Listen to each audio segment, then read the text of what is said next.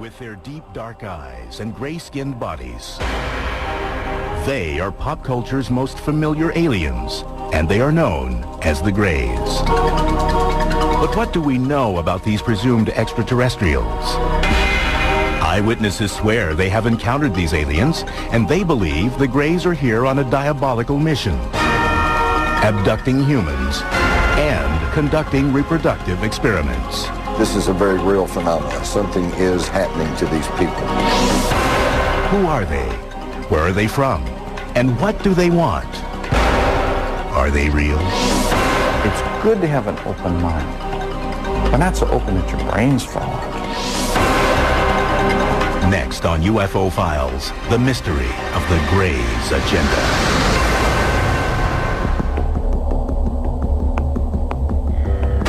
The Greys. They are depicted in books, magazines, and in the movies. They are commonly described as being about 4 feet tall, with huge bald heads that sit on gray, frail, hairless bodies. These creatures have small noses, or no noses at all, slits for mouths, no ears or visible reproductive organs, and very distinctive eyes. They come to a point, not actually a point, but they just come up like almonds, big almonds. Almost a black, dark brown. They're dark. Those who maintain that extraterrestrials do exist often portray Greys as the bad guys of the alien world. The Greys, from what I know, are just like the worker bees. When they come and get you, they come and get you. They took time out of my life and replaced it either with a blank spot or with a scary memory. If there are Greys or any other alien species, and they're here, what do they really want? What is their agenda? An effort to create an offspring race that perhaps had the best qualities of humanity and the best qualities of these alien beings. Many ufologists, people who routinely research alien sightings, claim that Greys have been visiting Earth for thousands of years. Records, they say, exist as petroglyphs, cave drawings, and prehistoric artwork. All around the world, we have these stories of beings coming from the heavens to Earth, star beings, whether it be the Hopi Indians in North America, all these, South American cultures, the Mayans, the Aztecs. All around the world, there are these stories of gods visiting ancient man. 6,000-year-old artifacts have been found in what was Samaria, modern-day Iraq. Interpreters of the carvings have said they depict servants or helpers of their gods. Many of the artifacts that they've left us resemble what we would call today a modern-day gray alien. Large bulbous head, large eyes, spindly limbs, very thin bodies. Historically, UFOs or aliens go largely unmentioned again until the dawn of the modern era. It is in the 20th century that the Greys' agenda begins to take shape. According to the UFO community, since then and to this day, there has been an obvious and persistent increase in encounters with the Greys. One of the most surprising claims made by some in the UFO community is that during World War II, Hitler and the Nazis were actually in collusion with the Greys. They say the aliens gave the Nazis advanced weapons technology used during the war. Since the Second World War, literally hundreds of people have claimed experiences with the gray aliens.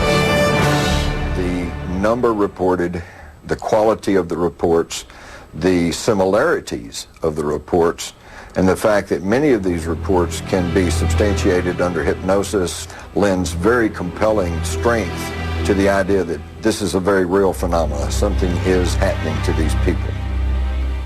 No official record for alien encounters or abductions exists. However, the National UFO Reporting Center in Seattle, Washington, keeps an unofficial tally of UFO sightings. Their statistics show that the number of sightings have gone from a handful every year in the early part of the 20th century to dozens by the middle of the 20th century, and then thousands every year beginning in the 21st century. Well, it seems that the whole business about the alien abduction really dates from the Cold War, back when there were UFOs, unidentified flying objects being spotted, and there was all these international tensions after the Second World War. According to UFO believers, the Greys first made contact through the much-debated 1947 crash in the desert outside Roswell, New Mexico. The Roswell story is that a rancher named Mac Brazel came into Roswell and told a story to the newspaper about how he had found some strange debris. And from that incident, the Roswell incident, we've now got an elaborate story that many of the American public think is a story of flying saucer wreckage and perhaps little alien greys whose corpses were scattered about, some of whom may have survived alive and are hidden away at some secret facility. The official U.S. government position? A large spy balloon went down at Roswell, not an alien spaceship. It was part of a secret project designed to detect emissions from Soviet nuclear tests. Ufologists believe otherwise. The Roswell story has been debated by a lot of people, but one thing that we know is that something came down about 75 miles north of Roswell Army Airfield in the summer of 1947. This was investigated by the 509th Bomber Unit's Chief Intelligence Officer, who was Captain Jesse Marcel.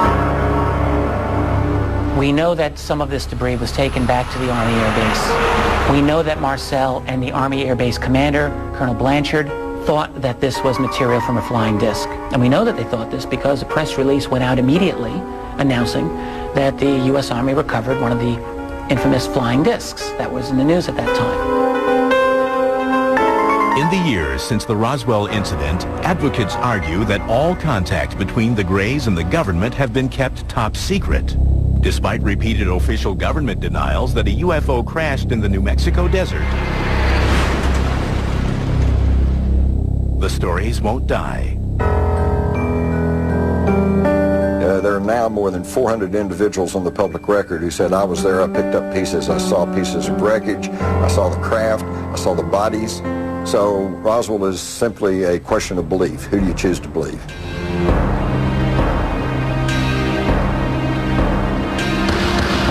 Fact or fiction? UFO sightings increased dramatically after the Roswell incident.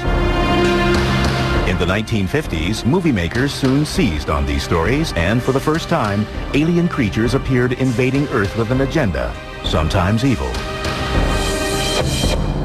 Films like The Thing and Plan 9 from Outer Space tapped into the public's fascination and fears of UFOs. The Day the Earth Stood Still warned of terrible consequences if Earth did not press forward into space as a friendly partner. Stories of abduction by an alien race called the Greys soon followed. It was only really until the 1960s that people began to believe that they were actually being abducted themselves by beings from other planets. In 1961, a New Hampshire couple became the first people in history to officially report being abducted by the Greys. The Betty and Barney Hill story, of course, is one of the abduction experiences that kind of kicked off the whole abduction phenomenon.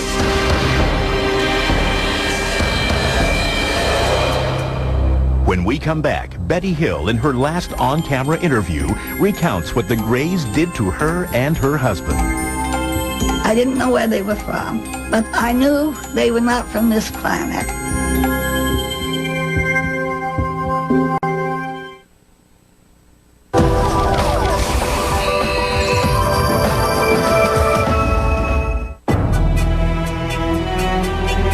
The case of Betty and Barney Hill remains the seminal alien abduction tale. It stands as the first ever recorded encounter with the Greys, the most popularly noted alien species said to visit the Earth. It allegedly occurred near Portsmouth, New Hampshire on September 19, 1961. To To this day, skeptics cannot dispute every detail of the story. Believers see the Hills incident as the defining moment in gray history, when the nation and the world awoke to the troubling phenomenon of alien abduction. In her last on-camera interview, the late Betty Hill shared her experience.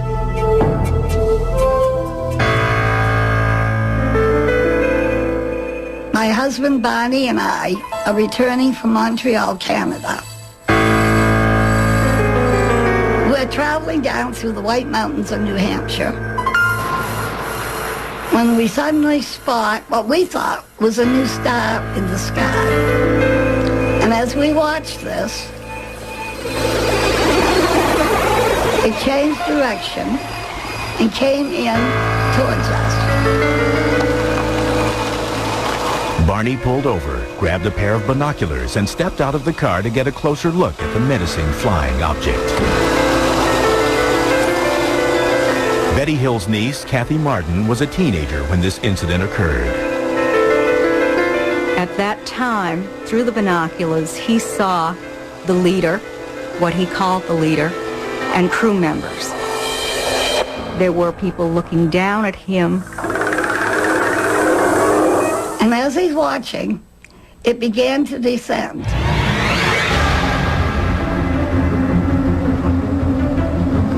And at this point, he became frightened and ran back to the car, yelling that they were trying to capture us. She was screaming to him, "Barney, you damn fool, come back here. Get back here." They sped off. A short while later, they heard a buzzing sound.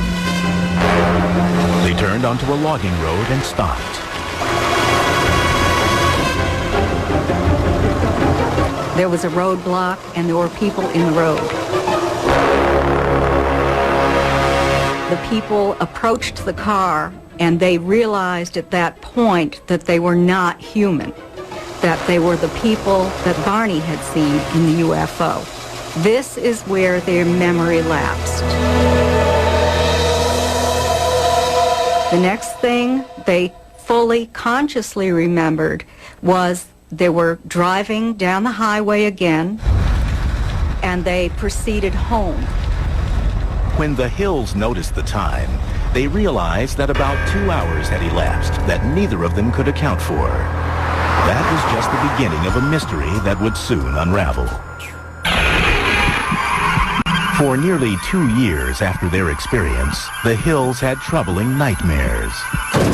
They went to several medical specialists and eventually were referred to Dr. Benjamin Simon, a highly respected Boston psychiatrist and neurologist with an extensive background in hypnotic therapy. Dr. Simon told us these UFO people had caused us to have amnesia. And Dr. Simon removed the amnesia so that we could remember clearly all that had happened. They took us on board the craft, their craft, and we were taken into separate rooms. They were very human looking. They had 2 arms, 2 legs. The only difference basically were their facial features. The noses were very, very small. Almost no nose. Small lips, small nose. They examined my eyes, ears, nose, throat, skin, hair, and all. And then I was put on a table where they scraped my skin in an attempt to find out if our skin was alike or different.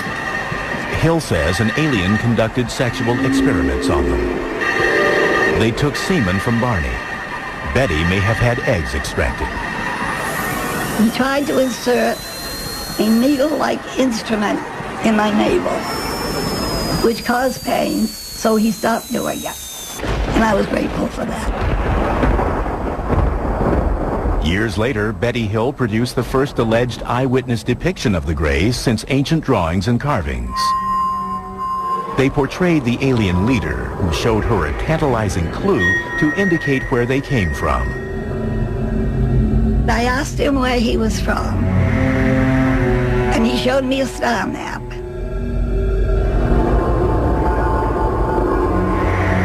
In a hypnotherapy session, a few years after her encounter, Betty drew a map of an alien star system. At the time, experts could not identify it. But then, in 1966, Marjorie Fish, an enterprising ufologist and amateur astronomer, became fascinated by Betty Hill's star map. Fish spent the next 7 years examining the map and constructing models, trying to match it to a known star system. It was only later, when a new star was discovered, that they found exactly what Betty had drawn on the star map. In 1973, after reviewing 23 star models, Marjorie Fish claimed to have found a fit. She declared that Betty Hill had drawn a star system some 40 light years from Earth, Zeta Reticuli. At the California Institute of Technology, Dr. Charles Beichman, one of the world's foremost astronomers, examined Zeta Reticuli. We have no way that to possibly travel that far. We don't know of any way for any solid vehicle to go that sort of a distance. But relatively speaking, within the scale of the galaxy, it's a very nearby star. In a conventional Earth-based space shuttle, it would take nearly 1.5 million years to reach Zeta Reticuli. In addition to his duties with the California Institute of Technology and the Jet Propulsion Lab, Dr. Beichman is a leading member of NASA's Origins program. Their mission is to probe space for signs of life. He concedes that life is possible in the universe, maybe even on Zeta Reticuli. Here we're looking at the two stars in the Zeta Reticulum system, about 40 light years away. The binary stars could well have planets around stars like this. The system is old enough that, in fact, you could have a stable life having evolved on any habitable planets in those systems. Again, prospects good. What do we know today? Nothing. With just tantalizing evidence, but no definitive proof that the Greys actually come from Zeta Reticuli, Betty Hill's case continues to be hotly debated. However, skeptics and believers can agree that since that night in September 1961, hundreds of alien abductions have been reported. Just as a disease is contagious, so can an idea be contagious and spread from person to person. Did Betty Hill really meet aliens from Zeta Reticuli? Did they conduct reproductive experiments as part of an evil agenda? Are the people claiming to have been abducted reporting the truth? They're dreaming with their eyes open. So they have these hypnopompic, or upon awakening, hallucinations. That's the tactile sensations, the lights, the buzzing, and especially the sense of presence. So many times the debunkers try to explain abductions as people simply mimicking and repeating stories that have been passed around over the years. Well, here's some people who had nothing to go by. Nobody had ever reported this, and yet their abduction experience is remarkably similar to what we hear from people even to this very day.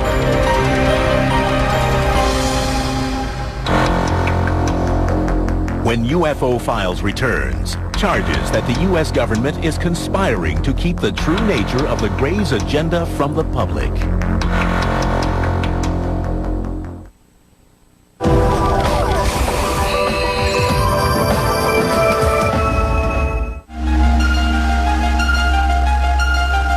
When the Betty and Barney Hill abduction story broke in the 1960s and was soon followed by many more, the general public became entranced with the idea that alien spaceships were visiting Earth and that extraterrestrials, known as the Greys, were abducting humans. But in 1969, the U.S. Air Force dismissed the accounts in an investigation codenamed Project Blue Book.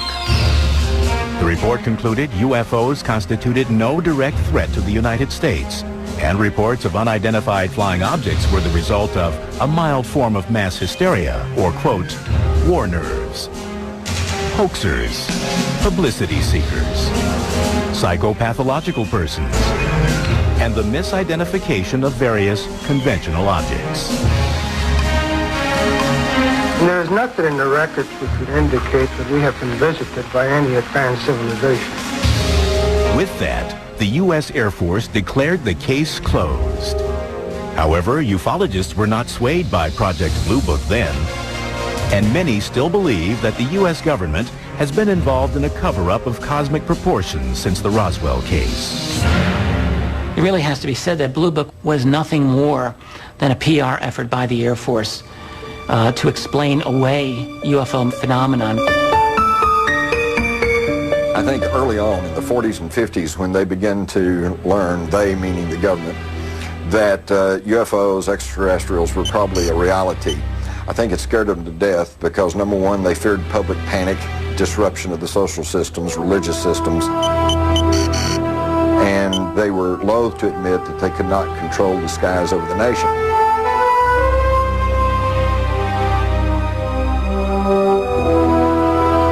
Try as the Air Force might to debunk UFOs again and again through the 50s and 60s, whoever's operating these UFOs didn't appear to read the Air Force reports because they kept showing up.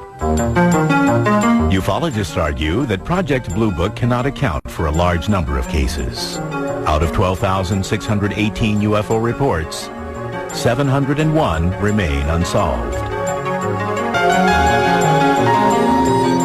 One of the most intriguing unsolved cases took place at Holloman Air Force Base, New Mexico in 1964.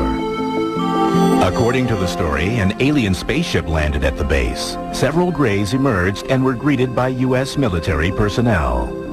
It later became the basis for the famous closing sequence in Steven Spielberg's Close Encounters of the Third Kind. This is absolutely, something we cannot confirm. However, it has to be said that a rumor of this came out immediately. An airman at Holloman Air Force Base who went into the town and started talking about this. And according to the accounts, he was highly distressed, very upset, didn't know what to do, and he was not seen again.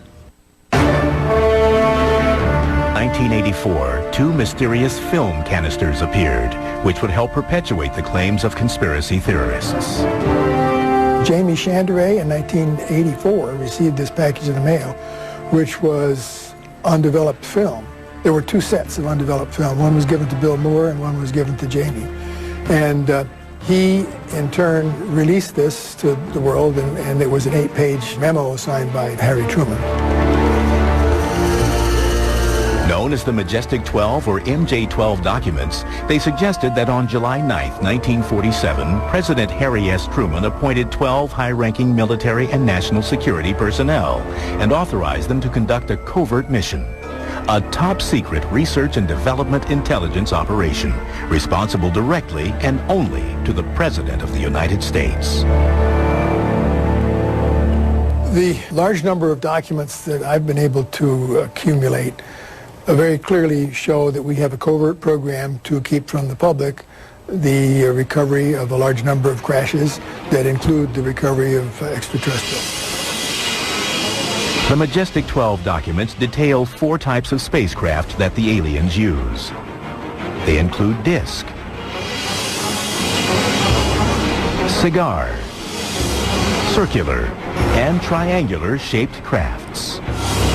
But most intriguingly of all, within the pages of the MJ-12 documents, there is, for the first time in history, acknowledgement of alien beings that are known as the Greys.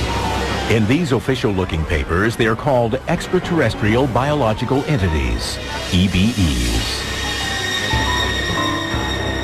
There was a special operations manual called Extraterrestrial Entities and Technology, Recovery and Disposal. And in that manual, there was a 1-page description of 2 different types of extraterrestrial biological entities. EBE Type 1 is said to be, quote, humanoid and might be mistaken for human beings. They are bipedal, 5 to 5 feet 4 inches in height, and weigh 80 to 100 pounds. Cranium is somewhat larger and more rounded. The eyes are small, wide set, almond-shaped. EBE Type 2 is said to be, quote, 3 feet 5 inches to 4 feet 2 inches and weighs 25 to 50 pounds.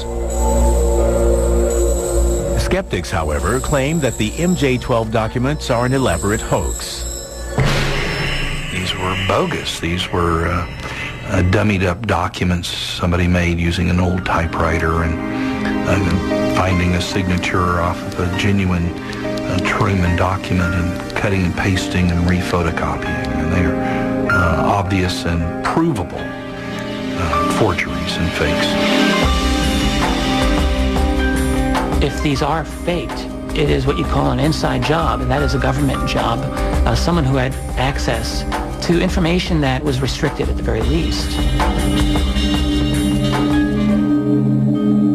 Even more mysterious papers emerged in the 1980s with riveting new details about the Greys.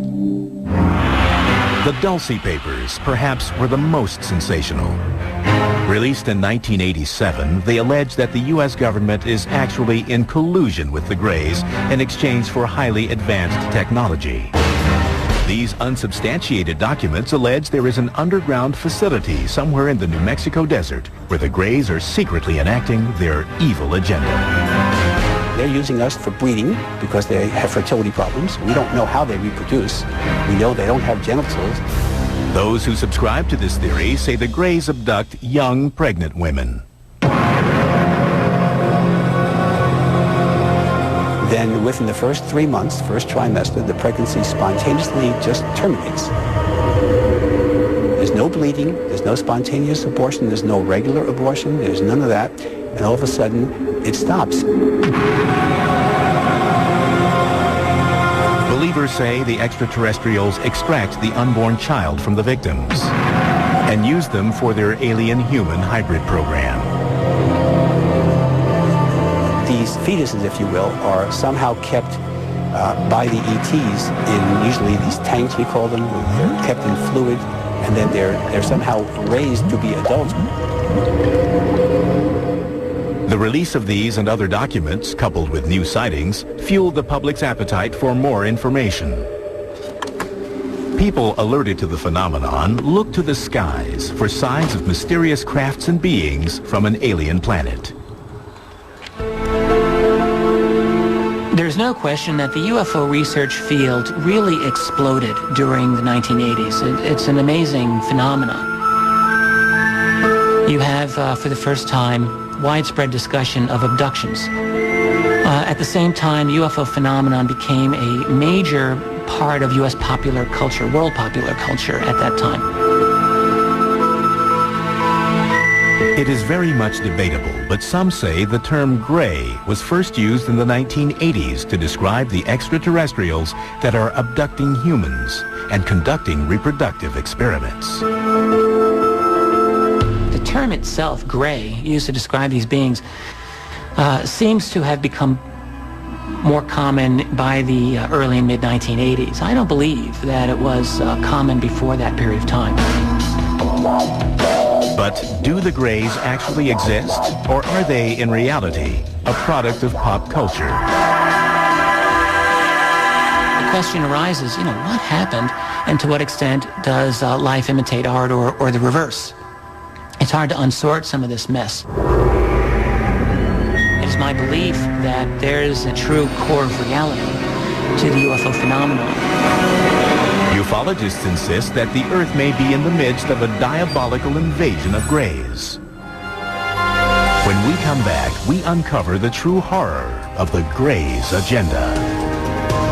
They have an ongoing breeding program. I was about 8 weeks pregnant. Then it was just gone.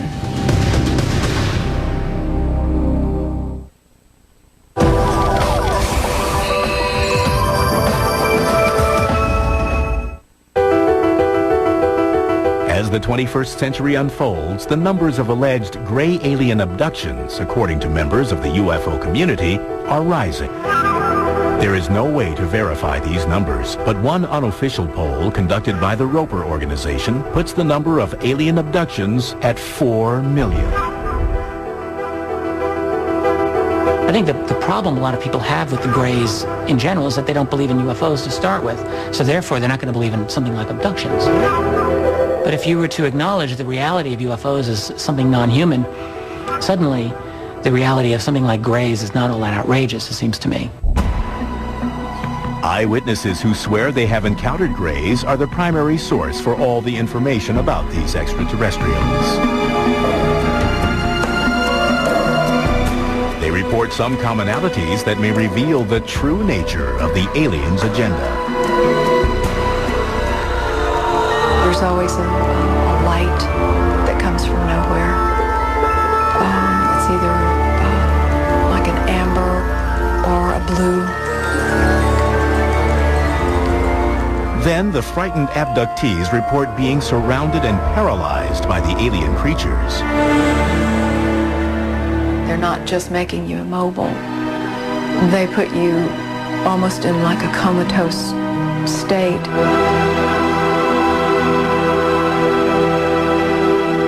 I've had occasions where I've been able to communicate with them to an extent which is a mixture of them speaking in a sense that seems to be telepathic. Some even claim the Greys will often whisk their human prize away into space. And you find yourself in, for lack of a better word, an alien environment where there's lots of light, everything is very... Poetic is almost the word to use to describe the environment because it feels very surreal. Abductees say that once on board, the Greys perform medical examinations, which some describe as being extremely painful. There were experiences which to me suggested that there was a biological, reproductive element of my experiences, and that's commonly widespread. So I'm not ashamed in reporting that. If the Greys are actually here, what's their real agenda? A lot of people think that they're coming to totally destroy us, and some people think that, and some people think that there are others coming to help us not be destroyed.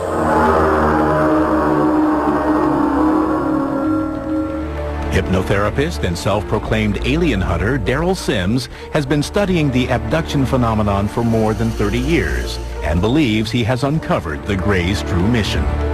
He specializes in recovering repressed traumatic memories from people who claim to have been abducted by aliens. One of the things you would do in the beginning with these people is to relax them completely, and the tone of my voice changes totally. Just focus on the sound of my voice. You'll find the sound of my voice causing your eyes to get heavier. The sound of my voice will comfort you. It'll protect you. And it's okay for you to relax completely. One of his clients, Donna Lee, is the president of the Houston UFO Network. She believes she has been abducted many times by the Greys. In the course of hypnotherapy sessions with Daryl Sims, she has recalled numerous terrifying encounters. She even believes the Greys took her unborn child. I never had anything involved that would have been a miscarriage. I was about 8 weeks pregnant. Then it was just gone. I mean, I did not have the bleeding that's involved. Nothing. In a later regression session, Lee recalled being in a brightly lit, sterile room. They brought a young girl into the room and left her there with me. And she was a hybrid, what we consider a hybrid, although she looked a lot like me. Her hair was, she had really bad hair though, but she looked a lot like me. And she was about the age that my child would have been at that point. Lee claims the hybrid child was about 9 years old. She sat there. I had that realization in that moment when they left me there with her, and she looked at me that I know you. And it was this very sad, almost overwhelming sadness. For a while, I would still recall that longing for that again. To many experts, accounts of alien abductions are merely a product of an overactive mind. They say under hypnosis, subjects are open to suggestions. What happens under hypnosis is that people will generate imagery that they will often mistake for memories of things that actually happen rather than things that they're just producing. Second point is that when people recover these sorts of quote-unquote memories under these hypnotic regression sessions, they tend to credit them as being true.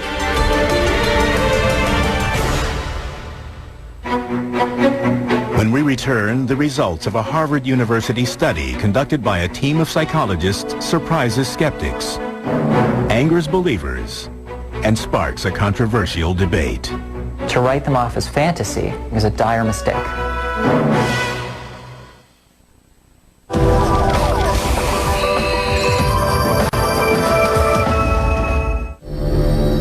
Are the earnest memories of abductees real or imagined?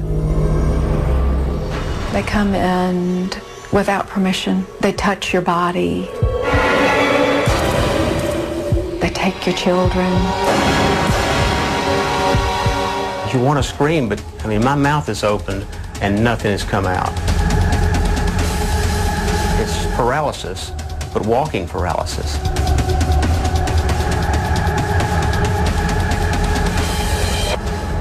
Do the Greys exist? And if so, are they on a devious mission?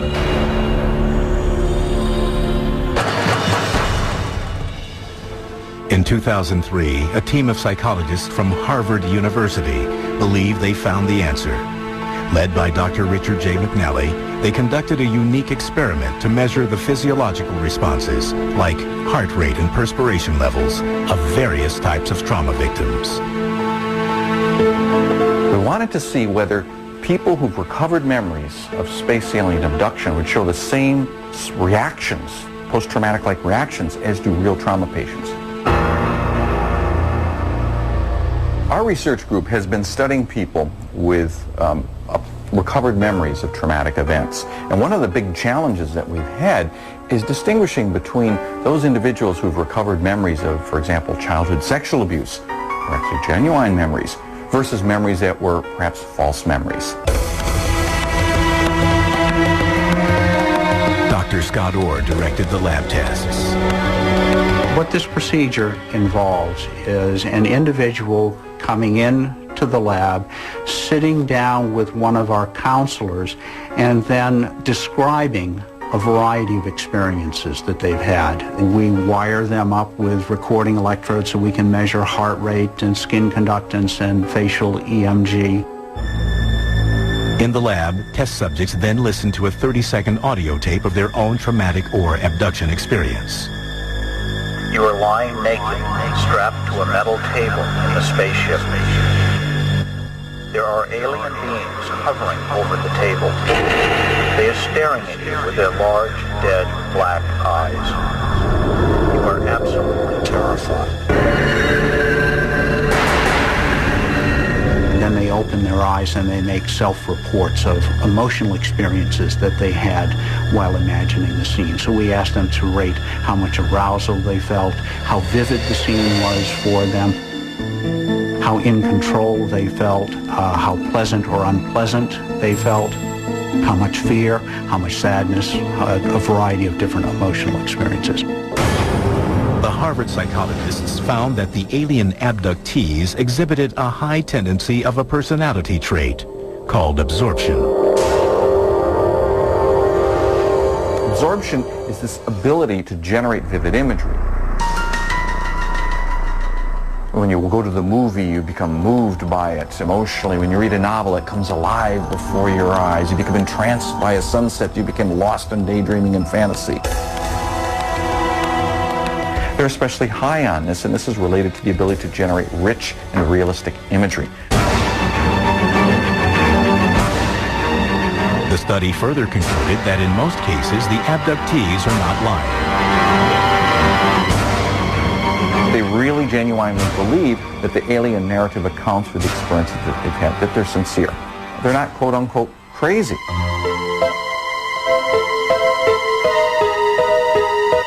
these particular events are sleep paralysis episodes.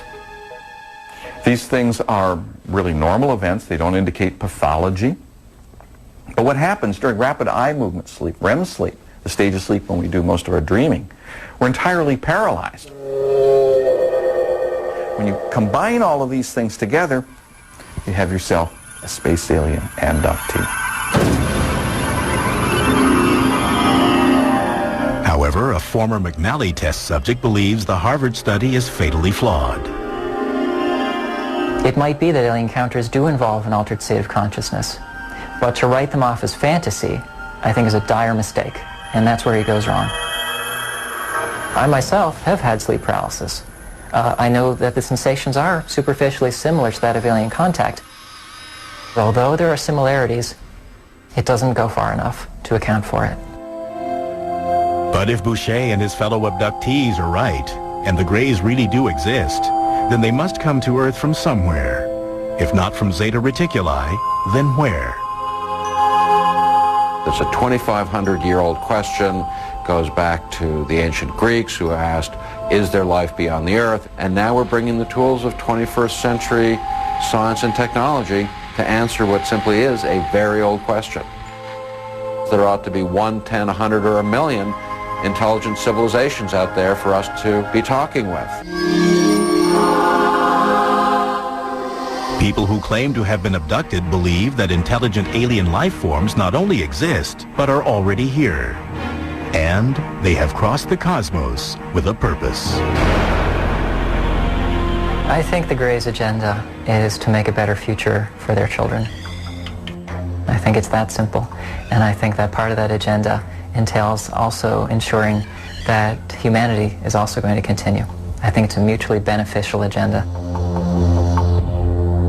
Psychologists maintain, however, that the alien phenomenon is a product of overactive imaginations.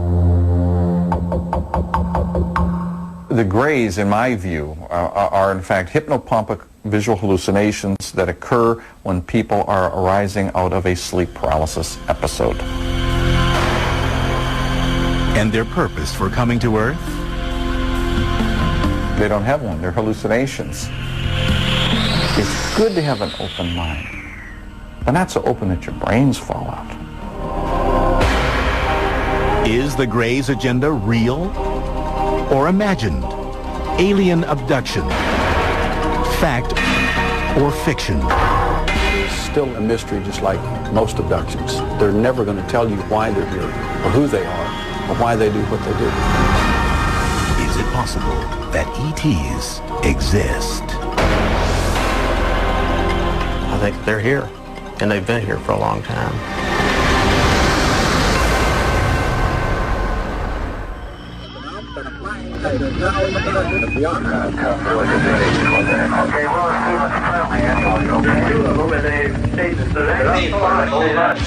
Oh my God, I know that's a plane. Oh, Jesus, please be a plane. What the hell was that? Midway across the Hercules.